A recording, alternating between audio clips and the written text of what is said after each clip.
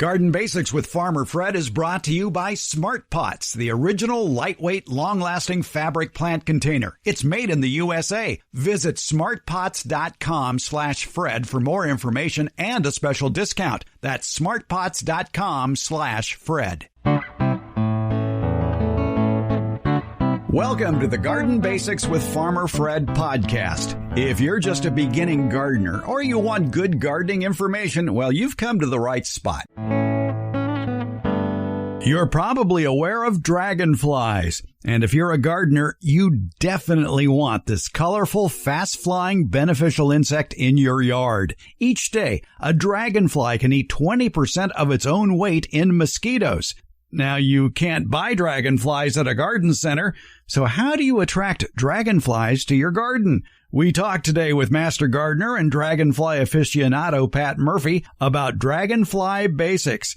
It's June, it's not too late to plant tomatoes, and if you want to give them an even better start, consider taking them out of that tiny nursery container that you just purchased and put them in a larger pot for a while before you plant them in the ground. America's favorite retired college horticultural professor, Debbie Flower, tells us the how and why of up-potting tomato plants. It's all in today's episode 270, Dragonfly Basics and Up-Potting Tomatoes. We're podcasting from Barking Dog Studios here in the beautiful Abutilon jungle in suburban Purgatory. It's the Garden Basics with Farmer Fred podcast, and we're brought to you today by Smart Pots and Dave Wilson Nursery. Let's go. Is it a bird? Is it a plane? Is it a dragon? Maybe it's a fly. Well, what in the world is a dragonfly? Well, you're familiar with dragonflies. More than likely, you've seen them. What you should know, it's one of the best beneficial insects that you would like to have in your yard. Why is that? What do dragonflies need to thrive in your garden? Dragonflies are found in all 50 states and around the world. So if you give them the right home, they will come. We're talking with Pat Murphy. She's a Placer County Master Gardener, and she loves dragonflies. I happened to catch her presentation at a garden club meeting where she expounded on the benefits and beauty and really the deadliness of dragonflies when it comes to how they catch their prey. And Pat, dragonflies, what an interesting little creature it is, and it's a rather old creature, too. I was reading somewhere where it says that they predate dinosaurs. They do, Fred. And yes, and thank you. Thank you for allowing me to be on this podcast. I enjoyed it. The dragonflies are an interesting insect. They have dated them like before the onset of dinosaurs. They figure about 300 million years. And some of the fossils of the dragonfly relatives that they found are 2 feet long, their wingspan. So today we're looking at dragonflies that go anywhere from 1 to 5 inches of a wingspan. And that 5-inch wingspan is usually in Central America. All right, so we've established that it is an insect. It's not some flying mammal like a bat. You got that right. It is. It's definitely an insect, and it's an incredible skilled predator, and it has incredible agility. Yeah, I guess the name dragon refers to the fact it has, fierce jaws? This is interesting. It definitely does. It's an opportunist. It catches its prey, and we'll talk about that. But it's able to bite off the head of whatever they're catching. But the good news is it doesn't bite us. So we're safe. Right. It goes after the little things that fly around in the world. And I would imagine one of those little things that they're flying around catching at up to speeds of 60 miles an hour. Wow. Yes. Would be mosquitoes. Would be mosquitoes, which is, he's just, they're my friends. I love dragonflies because mosquitoes really aren't my favorite. They have a really great appetite. They definitely eat mosquitoes. They like flies. They eat moths. They eat butterflies. There's actually a dedicated dragonfly, and I'm sorry to say, that eats bees. They have their success ratio for killing their prey is 95%. I think they win the contest then of most effective insect. Well, they do. They do. I mean, we look at studies for lions, and lions have been around for a long time, and they're pretty formidable characters, in the jungle. And, when they're in pairs, their success ratio is about 30%. And if they're by themselves, 17 to 19%. But here we've got the dragonfly. Their success ratio is the minimum 95%. But what's really incredible is they catch their prey in midair. And that is their claim to fame. There are a lot of dragonflies throughout the world, something like 5,000 species of dragonflies. Are they all attracted to water? All dragonflies are. They actually get their start in life in water. They gear themselves to aquatic habitat. They lay their eggs in water, and the larva can actually live many years underwater until it's fully formed. It needs to go through what they call molting, and that molting is shedding. And they molt 6 to 15 times before they're fully formed in water. And again, it can take years. What sort of water are they attracted to? Is it swimming pools, hot tubs, bird baths? What do they need in the way of water? It's a great question. Like you indicated earlier, there is thousands of species. And what scientists are finding is, and this is all about adaptability. Again, they've been here since before the dinosaurs. There's different species that are attracted to certain types of water. We have, there's one dragonfly that likes to lay their eggs in salted water and like oceans or salt streams. And this is what's really interesting because a lot of insects do not like that, but this does. So again, species determines what type of water. Some of them like stagnant. Around here in the Sacramento area, fresh water is a choice of many and most of them. What exactly is fresh water? I ask this as a personal question because my little recirculating bird bath fountain type object, the water sometimes tends to get a little green. Would they be attracted to that or not? They would. They would. As long as it's moving, they get some oxygen in it. Again, they want to lay their eggs, and so they want to have some sort of oxygen in that water as a good water source. Some sort of a bird bath, a waterfall, a fountain. They're pretty much attracted to a lot. Sometimes even a plain old little wine barrel will work. Put in a little bit of water in a wine barrel, and so they have sort of a shallow end. They can sit on the edge of the wine barrel and sun themselves, and then they can dip into the barrel itself. And having a little aerator in the water barrel, one attracts them to the water, and it offers some oxygen into the water.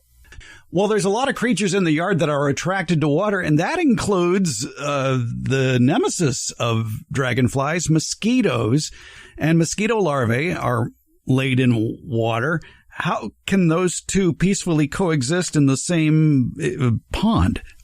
Interesting enough, the dragonfly always wins.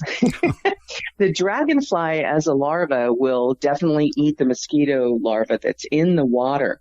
So that makes it a great beneficial for that. Once they become airborne, they're definitely into those mosquitoes. They can eat up to hundreds of mosquitoes a day. In fact, they eat 1/5 of their body weight daily. I guess, too, where you locate this water feature to attract dragonflies would have to have some sort of environmental protection for the dragonfly, for instance, where it might be protected from wind and yet still get a lot of sun. A very good point. They definitely like the sun. In my yard, they would sit on the rock near the pond and just sort of sun themselves and then dip themselves into the water and then come back out.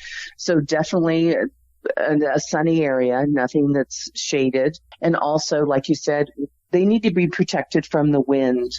And I guess, too, but it's a good idea to put a few flat rocks like you have near the edge of the pond, too, because they like to bask in the sun, I imagine. They do. They do. And it's quite interesting. Well, getting back to mosquitoes versus dragonflies that are existing in the same body of water, I would think if there's anybody listening to us who works for a mosquito vector district, it would be wondering now, if I put in Bacillus thuringiensis, BT dunks, into standing water in order to control mosquito larvae, does that also adversely affect dragonfly larvae? It does not, which is a great question, because the BTI definitely does affect the mosquito larvae, and it's something that we recommend. If you don't have running water, if you have water that's stagnant, or if you have drains where, it's a lot especially in this area in Lincoln, we have drains that go from the back of our house to the front and drain out onto the street. And the water gets trapped in there and creates a haven for mosquitoes. And we put the granules, the BTI in there. And again, it's safe for nature. It's safe for children, but it definitely kills the mosquitoes. And doesn't hurt the dragonflies. It does not hurt the dragonflies. No. That's good news. By the way, BT and BTI, basically the same thing. BTI is Bacillus thuringiensis israeliensis, which is a subset of BT that is specifically aimed at mosquito larvae. Yes. Dragonflies come in some amazing colors. They're almost iridescent. What is a very common one here in California? It's red in color. Which variety is that? That's the flame skimmer. It's gorgeous. It's that bright orange color. They're extremely colorful. There's so many different colors, and again, it's all about attracting that female from the male and actually blending in with their environment. But the flame skimmer is outstanding. Love the color. So people may be wondering, are dragonflies and damselflies related? Is a dragonfly a male dragonfly and a damselfly a female dragonfly? They're close. They're in the same species order, but the dragonfly and the damselfly, they actually have different bodies. The damsels are smaller, and they fold their wings over their abdomen. And where the dragonflies, when they perch and sit on a rock, their wings are straight out. They never fold their wings in. Let's talk a little bit about what a dragonfly looks like, in case people may be wondering what that is. They're what, anywhere from 1 to 4 inches long?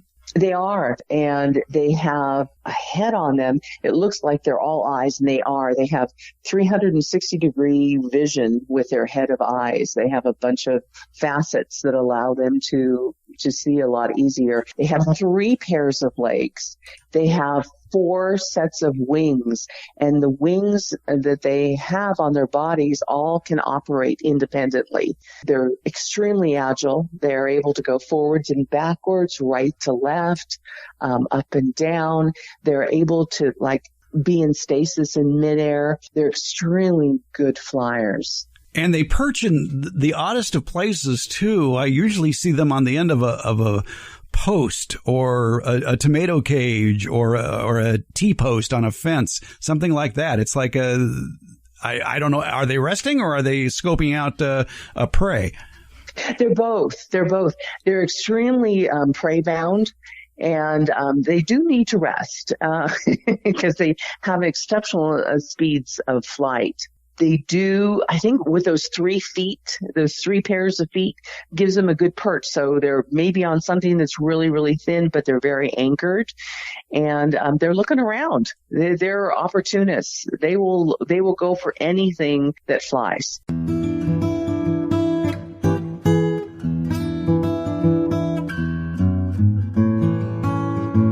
I've told you about Smart Pots, the original award-winning fabric planters. They're sold worldwide. Smart Pots are proudly made 100% right here in the USA. They're BPA-free and lead-free, making them safe for growing vegetables and other edibles. Well, the folks at Smart Pots have added a new product to their lineup, perfect for building the healthiest soil imaginable for your garden by composting. It's the Smart Pot Compost Sack, a large 100-gallon fabric bag that's lightweight yet extremely durable and lasts for years. It can hold 12 cubic feet of pure compost. This rugged fabric is entirely porous, containing many micropores that allow for air circulation and drainage. It's easy to start a compost pile with the Smart Pot Compost Sack. Just open the sack, set it on level ground, and start adding your compostable materials, grass clippings, vegetable peelings, coffee grounds, and more, as well as fallen leaves, straw, and shredded paper.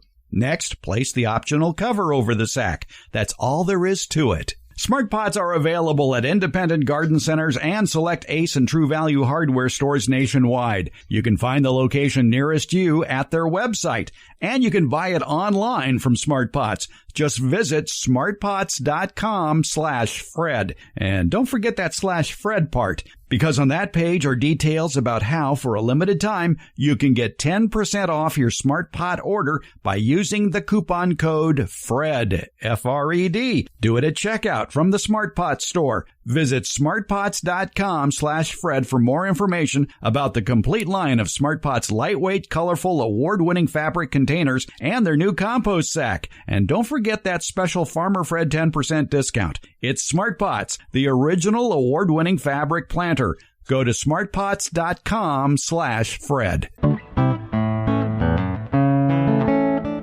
One thing I do like about dragonflies is they can't be sold. Because I'm not sure why, but if you're a gardener and you're thinking, yeah, I'd like some of these dragonflies, I'll go down to the garden center and buy some. No, you won't. No.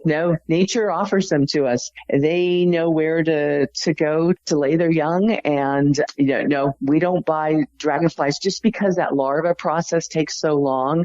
We're talking about 6 to 15 moltings. They're on their own timeline, and they're in that water doing their magic until they can emerge as a flying insect. The adult version of dragonflies don't have that long of a lifespan, do they? It's a matter of months, not years. You're right. The average, a lot of journals indicate 7 to 56 days. In ideal conditions, 6 months. So they don't live a long time. Wow. And to survive for years in water, and then you're finally an adult, must be disappointing to have such a short life, but it's exciting. You can fly at 60 miles an hour. There you go. There you can see the world. Yeah, exactly. But to attract them to your yard, though, you need those water features, don't you? You need water features. And like you indicated earlier, if you got water, you usually have mosquitoes around. They like any sort of soft spot type of insect. So we're looking at the moths and the flies and mosquitoes and midges. And so they like plants. If you've watered a plant, and I've seen this, you water a plant and it's damp. I've seen them perch on plants that are damp. They seem to gravitate towards anything that's wet. They come from the wetlands. And this is what we're concerned about. We're losing a lot of our wetlands with climate change. This is where they herald from. Creating a sort of wetland in our backyard is definitely inviting for them. Getting on that line of extinction. It's something like 307 dragonfly species are in danger of extinction, but the dragonflies at greatest risk for extinction are the stream dwellers, and those are species that won't be attracted to backyard ponds. They're out there in nature. Yes, which is something that we have to understand, and maybe we can help them in some way, and that's what scientists are working on. Going back to the larvae that last for years in the water, are the adults taking care of them, or are those babies on their own? They're actually on their own. They're able to eat the mosquito larvae and any small little fish, larvae that might be in the water. They'll eat whatever's in that water. Boy, now I'm concerned now about if I have dragonfly larvae in my recirculating fountain, and if I want to clean the fountain, how many dragonfly larvae will I be destroying? That's a good question. If you have a water feature in your yard, knowing that you've got life teeming in that water source, you definitely don't want to use any sort of disinfectant with that water source, such as granules of Clorox or bleach or, whatever you normally would use to maybe clean it up. So if you're going to clean out your fountain because you've got debris falling in it constantly from your neighbor's trees, not that that's a problem with my place.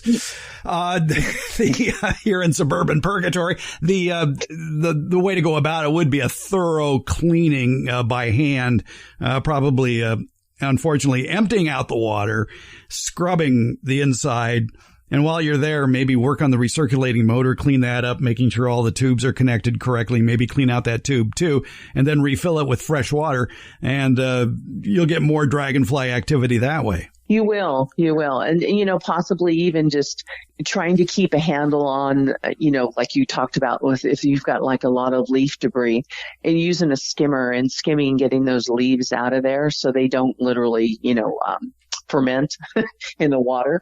And another thing too is when you're looking at water source, if it's in a shady area, it's going to get dirtier faster. If you can indeed keep the water circulating a little bit more, it would offer a cleaner fountain.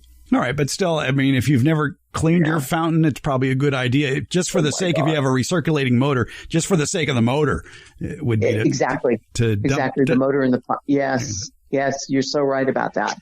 It's important. Says the guy who's constantly sticking his arms into the water to open up the compartment under the water to get to the motor to scrape off every piece of debris that gets stuck to the filter that brings the water up into the motor and out the top. Well, you're tidy.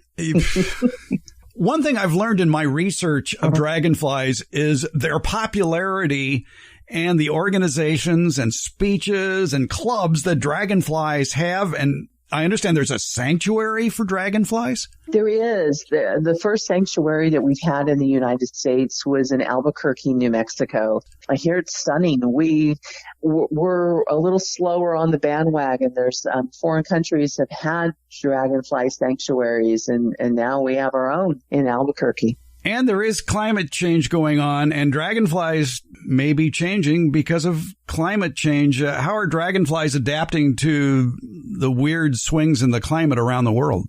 It's a great question. We've noticed that there's changes everywhere, right? And nature always either fills a void or, goes with the flow. And in this case, the male dragonflies have decided to help themselves. It gets pretty hot out there, especially in the heat of the summer when our temps are over 100. Typically, the male is always the more attractive species and does so to attract the female. And they have these incredible dark wing patterns on their wings that attract the female. What we're finding is, or the scientists are finding, is that dark pigment is being shedded because they figured out that with the male dragonflies, those dark pigmented wings can increase their temperatures up to 3.5 degrees. And the one thing the males don't want to do, like us, we don't want to wear a heavy coat in the summer. So they're shedding their pigment. With the pigment loss, it looks like they have like a lacy wing that you can just see their exoskeleton. So the question to scientists are, how are they attracting the female dragonfly? The other interesting point of this is the female is not losing her color. She is not shedding her wing pattern. Only the males are with this climate change. Obviously, there has to be some sort of adaptation going on, and females being very forgiving and probably understand the color change going on in the males. I would think because this is big. The heat is affecting all of us, and we all adapt in different ways. So I'm sure the females are adapting in their way also. I guess we could spend a minute talking about dragonfly sex since we're sort of buzzing around the subject. And it's interesting that they do all their mating while flying. That's usually the case. The male has to work pretty hard at getting his, do you say sperm on the radio, on the podcast? I don't know. What do we say? Well, it was in Dr. Strangelove, I believe the phrase was essential bodily fluids. Bodily fluids, yes, essential bodily fluids. Yeah, no, go ahead, say semen. What the heck? Okay. As long as you're not offended by it. No, I'm not. All right. So the male does a lot of work to get his semen out to the appropriate place on his body. And once he finds that female, they literally mate in midair. And I've actually seen this over my pond. And they usually midsummer is their mating time. And when they mate, they literally form like a heart shape. So they sort of attach themselves to each other. They attach themselves to each other and they fly. She will dip her abdomen into the water and deposit her eggs into the water. And that's the process. Dragonflies, you want them in your yard because they feed on insects like gnats, mosquitoes, midges, flies, and moths. And of course, sometimes other smaller dragonflies. And near water, they will eat anything small enough that moves, including water beetles and even small fishes. They don't suck blood. They don't bite or sting humans. They're your friend. You want them in the yard. We've learned a lot about dragonflies today from Placer County Master Gardener Pat Murphy. Pat, thanks for all the good words about dragonflies. Thank you, Fred. Are you thinking of growing fruit trees? Maybe you already are, but you want to know more about them. Well, you probably have a million questions, like which fruit trees will grow where I live? What are the tastiest fruits? When's harvest time? How do I care for these trees? The good news is the answers are all nearby. Just go to davewilson.com, click on the Home Garden tab at the top of the page. And in that Home Garden tab, you're going to find a link to their fruit and nut harvest chart so you can be picking delicious, healthy fruits from your own yard for a long growing season. Here in USDA Zone 9, that could be May through December. And you're just a click away with the informative YouTube video series at davewilson.com. As part of that video series, they'll walk you through the simple process of using the Dave Wilson website to find their trees either at a nearby local nursery or at a mail order source. That's Dave Wilson Nursery, the nation's largest grower of fruit trees for the backyard garden. They've got planting tips, taste test results, and information about their revolutionary backyard orchard culture techniques. That'll explain how you can have a cornucopia of different fruit trees in a small backyard. Your harvest to better health begins at davewilson.com. A common question this time of year among gardeners is, where's the zucchini? Or for that matter, when will all the summer squash varieties start producing? If you're not seeing squash flowers, or maybe you see the flowers and then they fall off, or maybe you start to get squash but they literally die on the vine, what's going on? That's the late spring, early summer topic in the latest Beyond the Garden Basics newsletter and podcast. We talk with a squash expert who explains why there may be problems with squash production this time of year. And in some instances, you're not to be blamed. You're innocent. So what's the problem? You'll find out in the latest Beyond the Garden Basics newsletter and podcast entitled, Where's the Zucchini? It's currently available and it's free. If you're already a Beyond the Garden Basics newsletter subscriber, it's probably in your email waiting for you right now. And remember, you can start a subscription because, well, it's free. Find the link to the Beyond the Garden Basics newsletter and podcast in today's show notes. Or you can find it at Substack, or you can sign up at the newsletter link at our homepage, gardenbasics.net.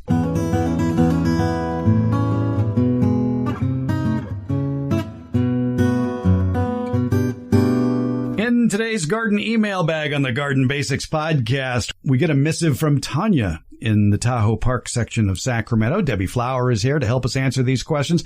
This is a question that us here in USDA Zone 9 were probably tackling with maybe a month and a half ago or so. But for many of you living in colder parts of the country, around Mother's Day through mid-June might be the time you might be doing this, and that's starting several cherry tomato plants and up-potting them. And Tanya's question says, can I pot them up to a 1-gallon pot, or is it too soon? As you can see, she's showing us a photo, some of them are getting pretty big in their very small containers. I like that idea. I tried that this year for the first time. In fact, I was giving Debbie a tour of the garden beforehand, and I was pointing out the New Girl tomato, 2 New Girl tomato plants that I stuck in the ground, one on April 7th and one on April 28th, which here in Sacramento is official tomato planting day, or somebody's and Fred's birthday. It's somebody's birthday. Yeah. All right. The April 7th tomato seedling was planted straight out of the 4-inch container that the seed was originally planted in. And so there was a lot of roots in there. But it went in April 7th, which is a few weeks before optimum time. Right. If there is such a thing anymore as optimum time, it's hard to say. It varies from year to year. In the meantime, I took another New Girl tomato plant that was in a 4-inch container and up-potted it to a 1-gallon container that contained a very rich mix of a very good quality potting soil along with worm castings. And that plant just took off. It was in a protected area. It was in the greenhouse for a while. And when the nights got above 50 degrees, it was getting hardened off outside. And it was easily twice the size of the plant that was already in the ground. It just kept growing. And the one planted on April 7th just sort of sat there. And we went out to the garden today, and sure enough, the new girl that was planted on April 28th had little tomatoes on it. The one planted on April 7th, none. What does that mean? Nothing. Well, yes, to be a legitimate experiment, you need a bigger sample size than 2. 2, yes, and probably more test plots, and probably more tomato varieties. Right. Yeah. And probably have it printed in a peer-reviewed journal. Yes, and reviewed by people before it's printed. Yeah, yes. Well, no. It was just you. These look like 2-inch pots in Tanya's picture, and the tomatoes are maybe 2 inches tall, and they can definitely be potted up. I would wait until I see some roots at the edges of the 2-inch pots, and then move them up to the next size or put them right in the ground. Yeah, and they might be cramming around the inside of that pot long before you see them coming out the bottom. I mean, normally you would just turn the pot over, look, there's roots coming out, let's transplant. I was thinking take the pot off and see what roots I have underneath. Well, yeah, but still it might go round and round for inside a plastic pot. Yes. Before it went out the bottom. That way, it's already starting to be a problem for the plant, stressing it. So you can unstress the plant by giving it a bigger home. Right. Yeah, and only for 3 weeks or so? Yeah, I would cut the roots that are going round and round.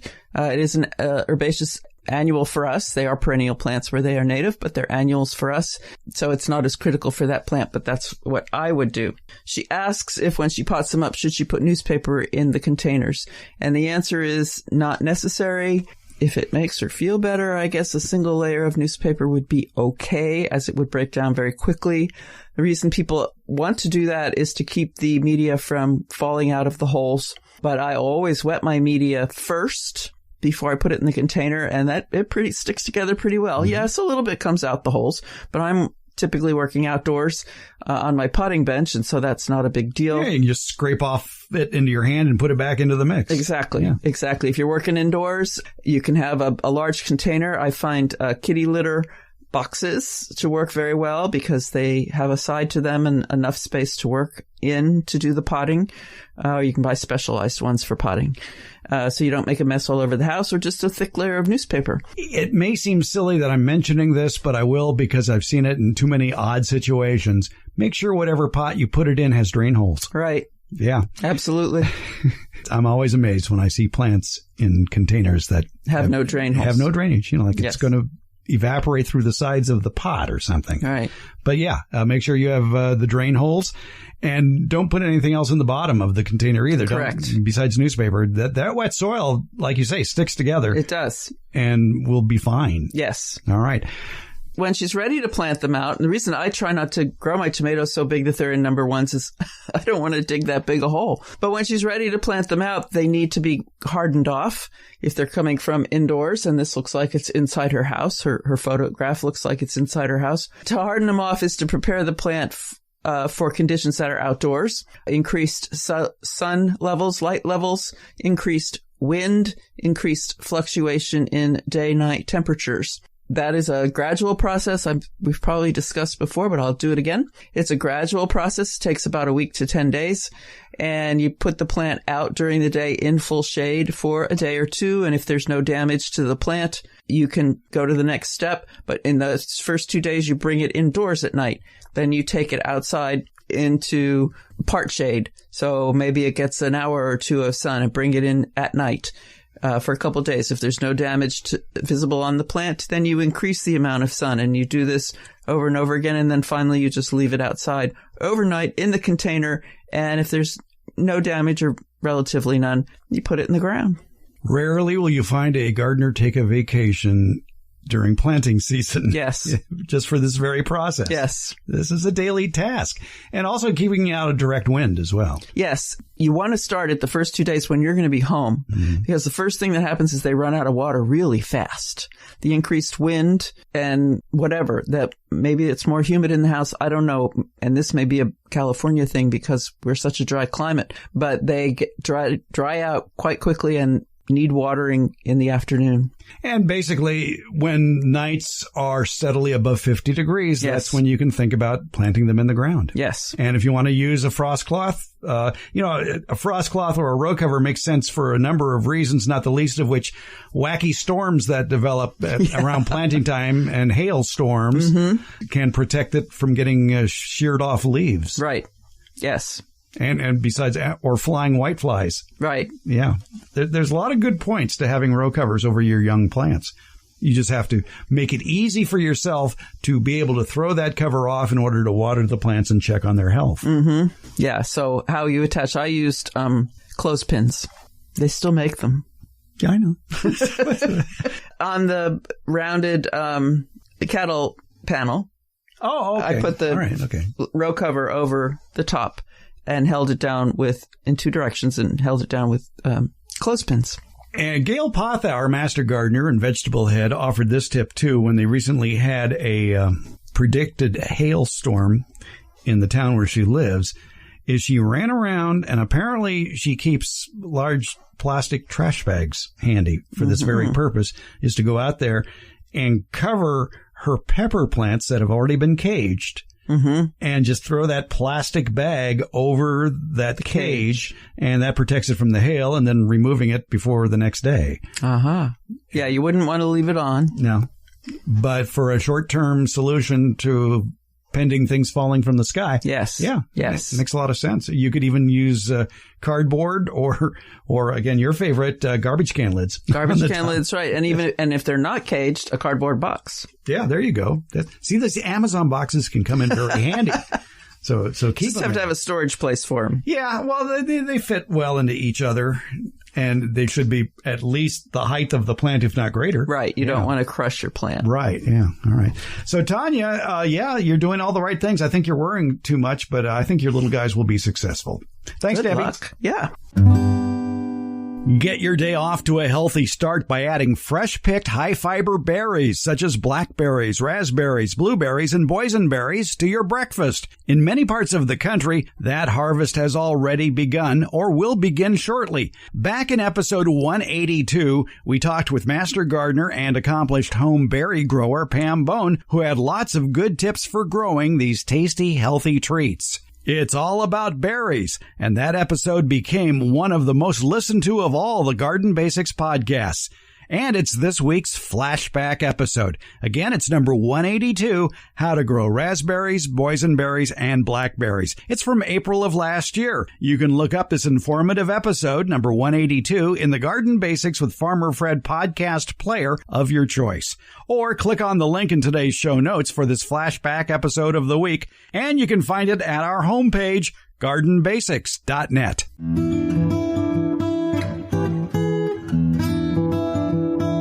The Garden Basics with Farmer Fred podcast comes out once a week on Fridays. Plus, the newsletter podcast that comes with the Beyond the Garden Basics newsletter continues, and that will also be released on Fridays. Both are free, and they're brought to you by Smart Pots and Dave Wilson Nursery. The Garden Basics podcast is available wherever podcasts are handed out, and that includes our homepage, gardenbasics.net. And that's where you can also sign up for the Beyond the Garden Basics newsletter and podcast. That's gardenbasics.net, or you can use the links in today's show notes. And thank you so much for listening.